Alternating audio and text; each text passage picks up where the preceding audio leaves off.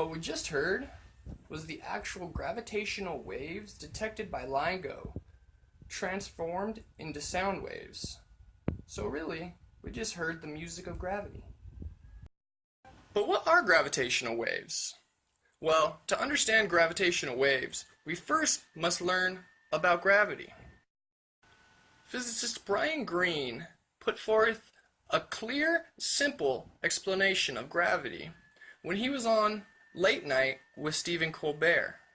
So Albert Einstein says that space-time is a four-dimensional Hausdorff differential manifold on which a metric tensor is imposed that solves the Einstein field equations, and that metric tensor gives rise to geodesics, and objects that are not experiencing any other force will move along the geodesics described by that metric.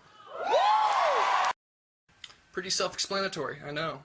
So essentially what he's saying is gravity is the warping of space-time that causes two objects with mass to be attracted to one another.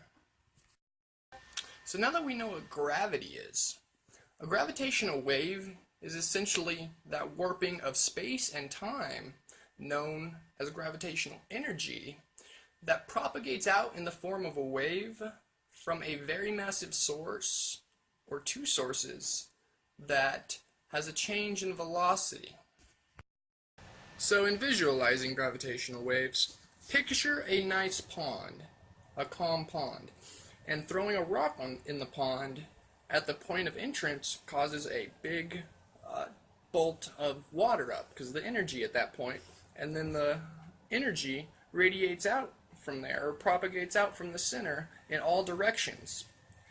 That's a lot like a gravitational wave, except gravitational waves, or gravitational radiation they're also referred to, propagate out at the speed of light and also propagate out through space-time itself, not water.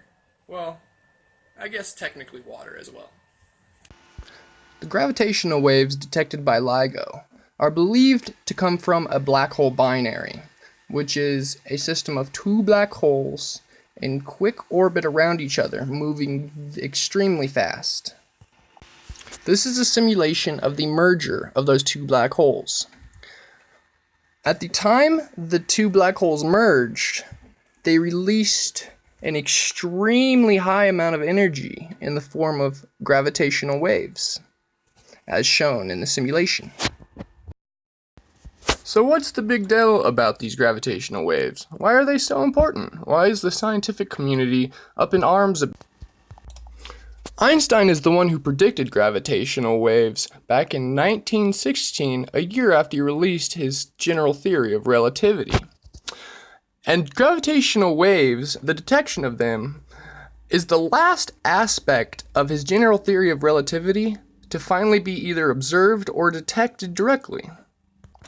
This all but proving that Einstein was right.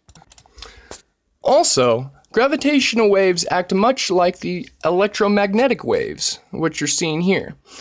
Different objects at different energies release different frequencies of electromagnetic waves, which gives us light and color and all sorts of things like that. This is what allows us to see objects in the universe. And different wavelengths of the visible light and the whole electromagnetic spectrum gives us completely different pictures of the same objects as seen here. As you can see, visible light will give us a different picture than radio waves will. This also holds true for gravitational waves. The gravitational spectrum looks like this, with different objects of heavy mass giving off different wavelengths of gravitational waves, which will allow us to look at those things, look at the gravitational waves, and determine what released them, how it released them, and will allow us to gather a better picture of exactly what happened. Now this also can show us gravitational waves that were produced way back during the Big Bang, or soon after the Big Bang, and giving us a baby picture, much like the W map as seen here of radio waves, gravitational waves will also give us a picture much like this. So it is important, the discovery of gravitational waves, and will progress science and technology into the future. Thanks.